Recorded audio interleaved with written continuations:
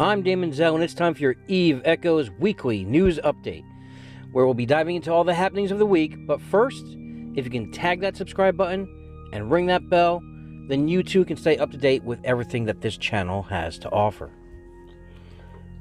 Alright, so we have an update on my son in the NICU. Yes, he is still in the NICU. I know in the last video I said he was supposed to come home Tuesday, but unfortunately, we found out he did need surgery, and it was scheduled for Wednesday.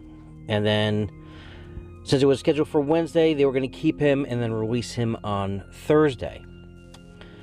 So, leading up to the day of the surgery, everything was going fine. Unfortunately, there was an emergent case, so his surgery got scrubbed and pushed to Friday, which then delayed his return home. Now, waiting for the surgery on Friday, it was Friday morning at 7 a.m. But the night before, he did have a little episode, heart rate dip, which in a 5-day period before they're scheduled to release, if there's any hiccups in the system, such as heart rate dips or what they call episodes, it starts the counter all over again, and you have to wait another 5 days free from any episodes. So the surgery came and went. It went fantastic. He troopered through it. Everything was good. However, during recovery, there was a 30-second gap where he stopped breathing and turned blue, and they did have to resuscitate him. Since then, though, everything's good. They came off of the CPAP machine, as well as coming off of regular oxygen after that. And he was scheduled to come home on Sunday, and then he had another episode. So we are patiently waiting for Tuesday, which is his next scheduled release home. But since then, everything's been fine, and we are on track to take him home on Tuesday. And as always, I will keep everyone up to date as to what's going on with him. But let's go right into what happened this week.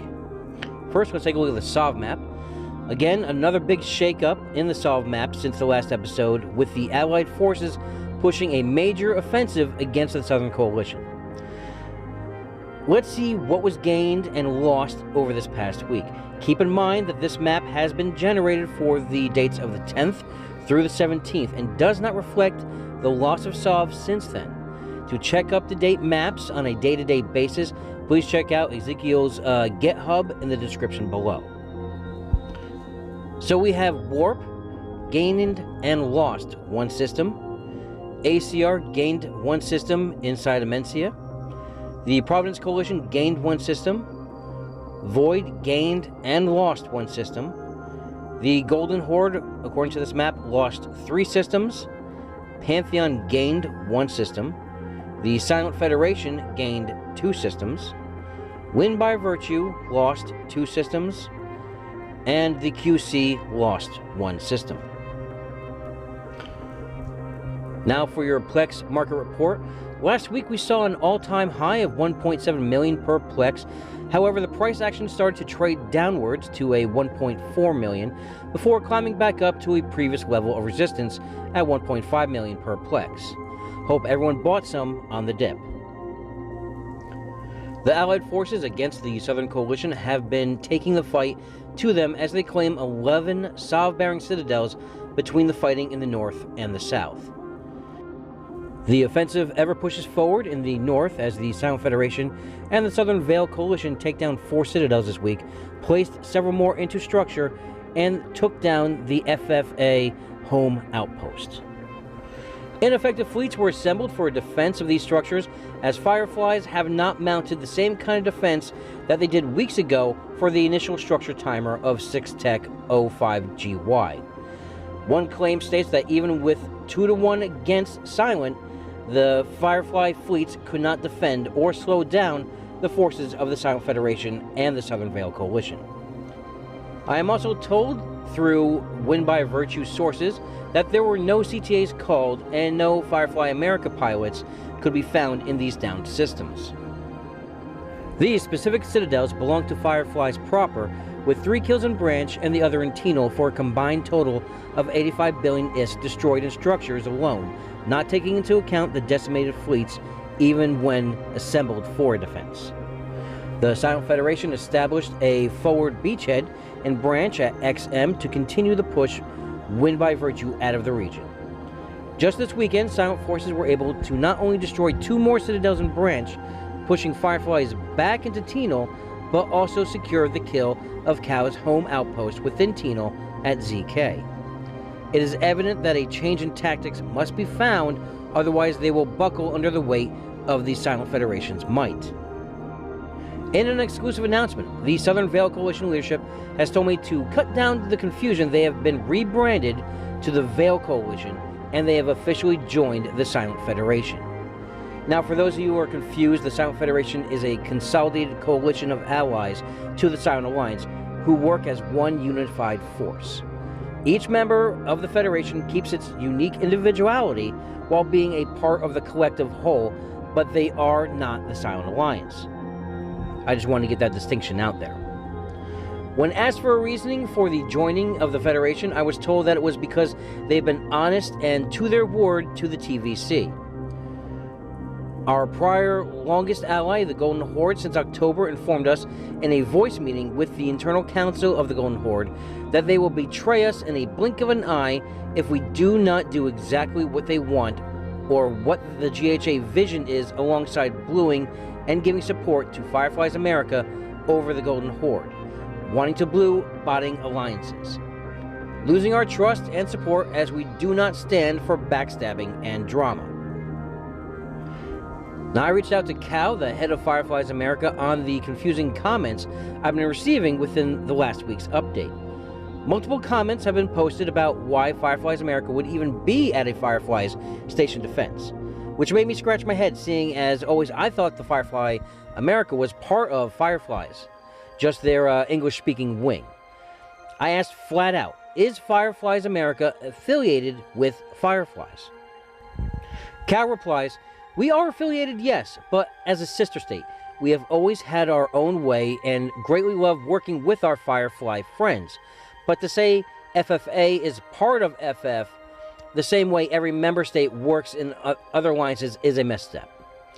We have a regional coalition, and I work extremely close with the Board of Fireflies.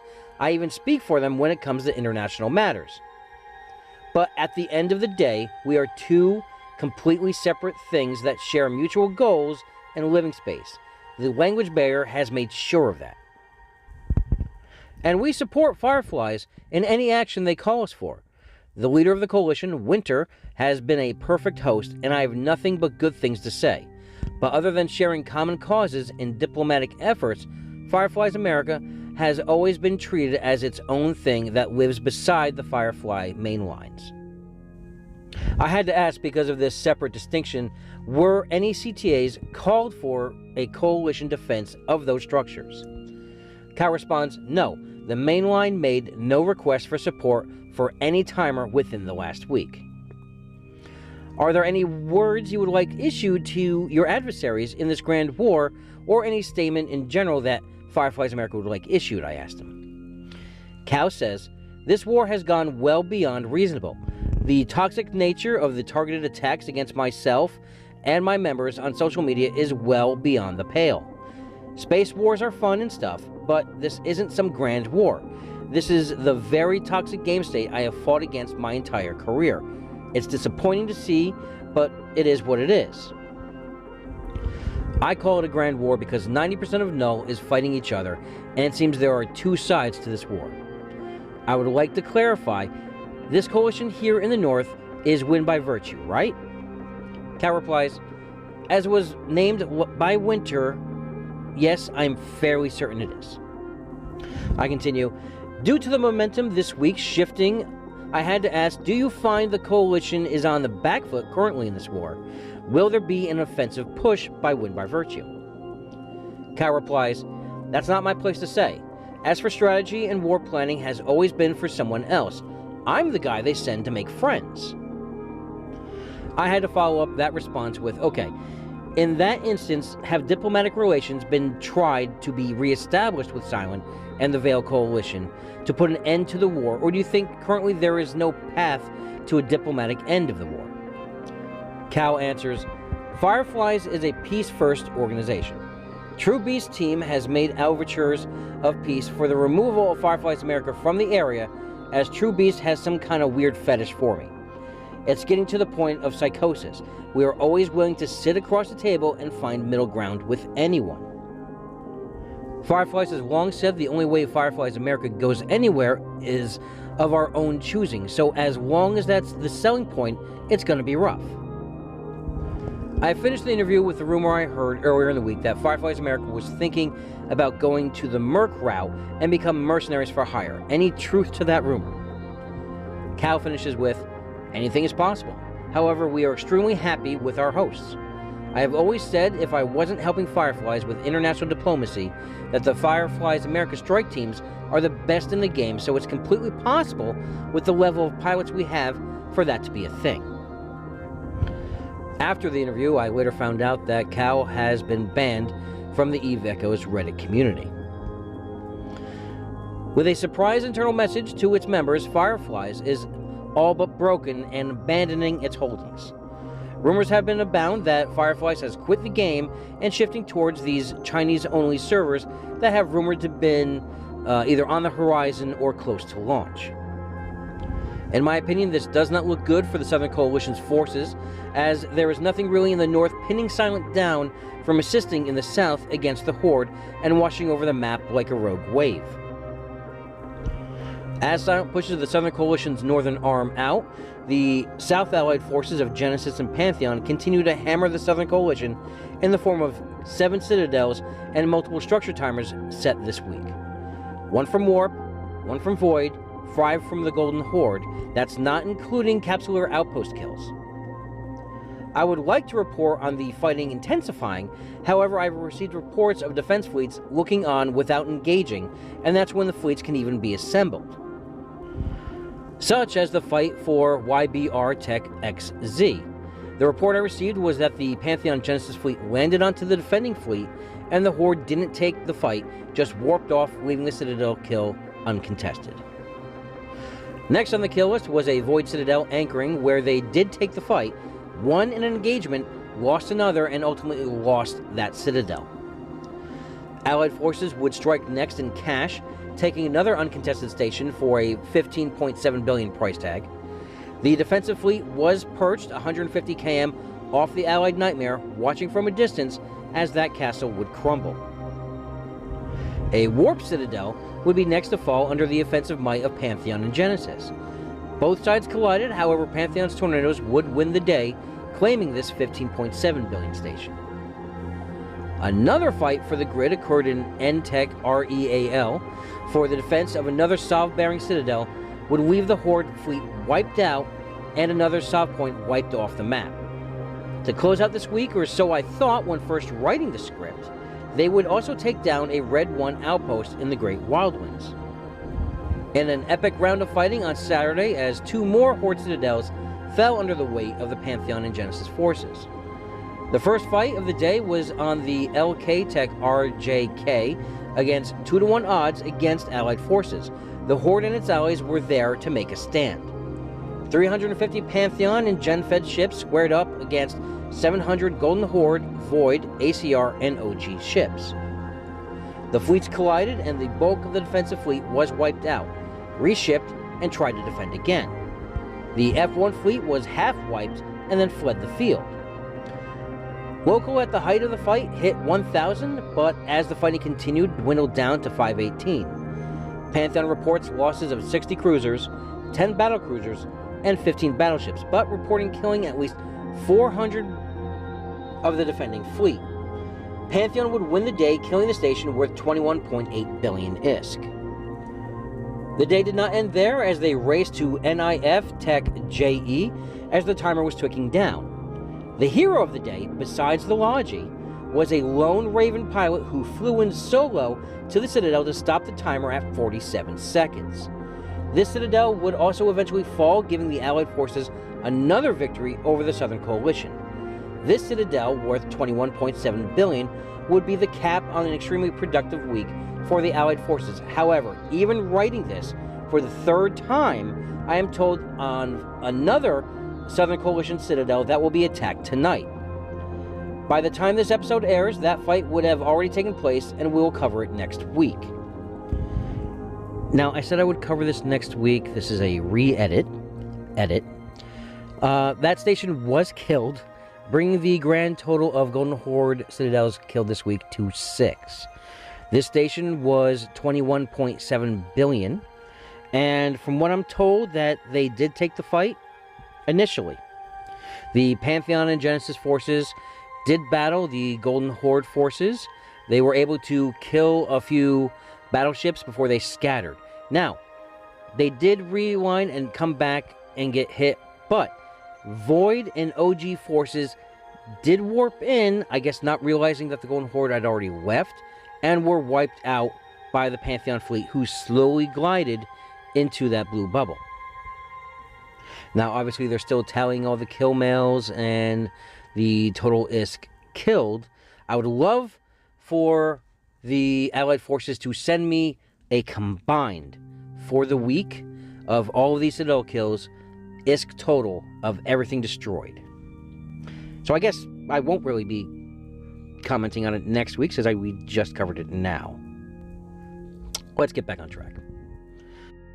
The one thing that can be said is that Pantheon-commanded forces have turned the tide in this war as the pendulum swings yet again. With this, many Southern Coalition stations killed, and 6, specifically the Golden Hordes, I reached out to Evil Darkness for comment on the losses, especially because ED has been uncharacteristically quiet over this past week, and the community has been worried about him. Evil Darkness states that they did in fact go boom, and attributes it to a inopportune time zone, plain and simple. He also congratulates Pantheon and Genesis on their victories this week. There's an actual neutral Discord server in the form of Wood's New Eden News Discord. Even though he has taken a leave from the game, his Discord does serve a complete neutral area for discussing these battles without mods over modding. Since everyone was there, I did have to pose a few questions to all the leaders of the Allied forces. On this current win streak, from the outside, what appears to be a demoralizing losses stacking up for the Horde, is there any fears that the Golden Horde might forsake this useless Sov game to mount a new offensive and tactics? And as you'll see, I had varying answers. A representative from Honk states, to be fair, I just want them to quit the war already.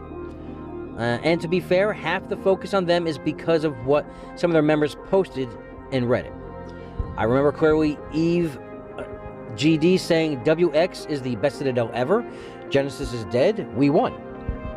Korinsky states, no, you see, this coalition has put in place to exterminate us for literally no reason. Seems we have flipped that and will simply return the favor. Mamasaurus Rex states, wait, you mean we're afraid that they might attack us on our home systems and drop shit in our space? No, not really. Been there, done that. True Beast of Silent states, we don't give a shit about Golden Horde or have a single fear. They did this to themselves, being horrible allies and betraying the trust of the original coalition. I follow that question with, is there any road to a surrender by the Southern Coalition, an end to this war, or will it only be so when all the Southern Coalition is broken and scattered? Korinsky states, no. They said their terms were they were fighting this to force us to disband or join under their control.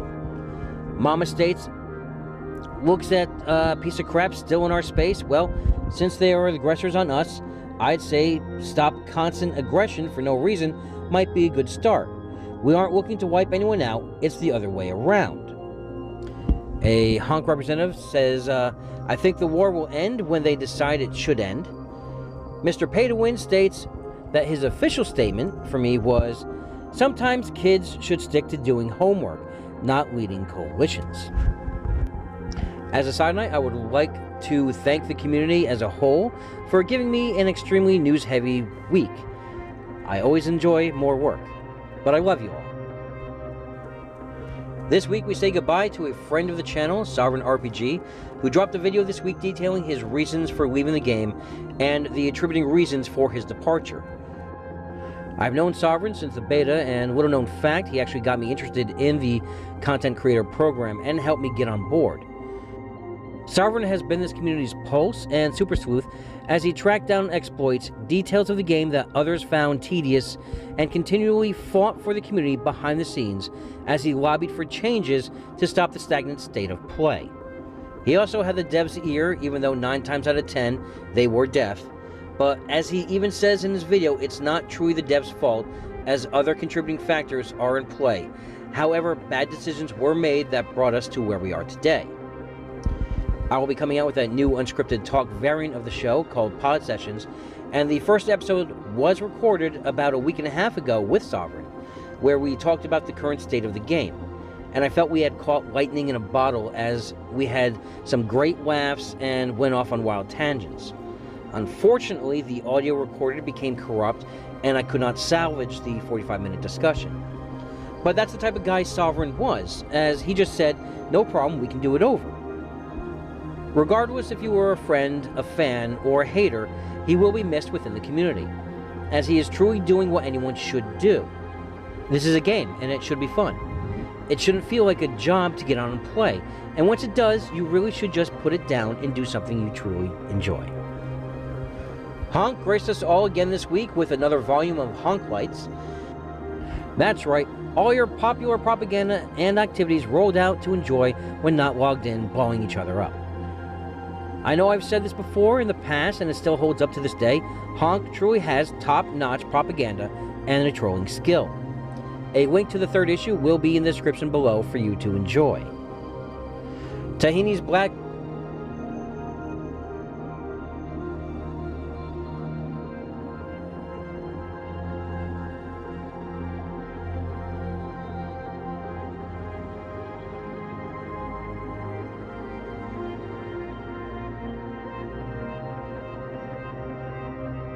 Tahini's Black Legion of No Please Stop found a fight in Entech Riel this week and fought outnumbered 30 versus 60. The Blood Horde, fielding superior numbers, felt confident and took the fight. However, the tactics and talented Logi pilots would see the Legion through as they decimated the Horde fleet while only suffering minor casualties. This would be the same outpost Pantheon would later claim, mopping up after the Legion fight. This week I wanted to give a shout out to a new content creator I stumbled upon named Battle Tweety. He only has 2 videos out currently, but if you love the sound of harpsichords and the soothing voice of a Aussie-bound player, then you should definitely check him out. A link to his channel will be in the description. In other EVE-related news, CCP launched a limited test of a new initiative called the EVE Anywhere that allows EVE Online to be played in a web browser. Currently, the test is restricted to US-based pilots, and those who are not Omega can only play for 90 minutes before being asked to download the game client. While it's not widely advertised, GeForce, now a game streaming service run by NVIDIA, has allowed EVE Online to be played on a Google Chrome device since February of last year. You can sign up for a free account, but you will be restricted to a 1-hour play session at a time, and there may be server queues. It is also available on mobile for both Android and iOS, but it's probably best if played on a tablet with a USB mouse and a keyboard.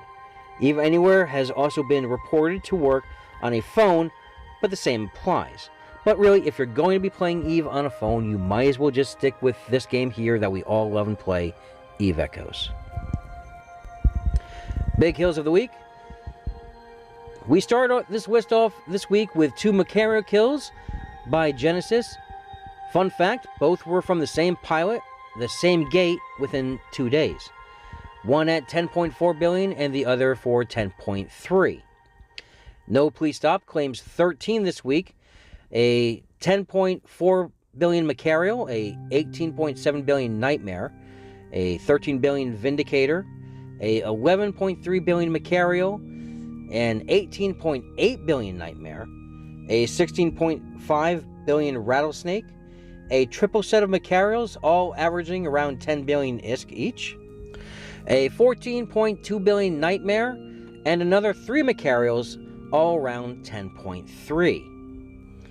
Catch-22 also had a productive week in kills, with multiple battleship kills this week, all ranging between 1 and 3 billion, but their crispiest baguette they would serve up would be this 13.6 billion Vindicator kill. I also had to just throw in this 2.2 billion Interceptor kill in the list this week as well. The QC gets on board with this 12.6 billion Vindicator kill. And now it's time for everyone's favorite, the solo kills of the week, and a chance at a free Omega combo. As the third runner-up, Miller Zero claims a 1.1 billion Dromio kill. In the second runner-up spot, we have Razak 47 with a 1.142 billion Oracle kill. Oracle 2 kill. Care Bear 715 kills a 2.5 billion Ashimu. And the leader of the pack, and this week's winner of a free Omega combo, is Gerald29 Kong with this 9.5 billion solo Macarial kill. That's a thing of beauty right there. Now, Gerald, you know who you are, and you know what you got to do. You got to contact me on Discord so I can get that free Omega combo out to you. Now, if you need more news in your life, be sure to check out our affiliates. Frankie over at Eve Echoes Radio, Rambo at the Echoes of New Eden podcast, and the almost daily stories in written format at the New Eden News. And that's our show.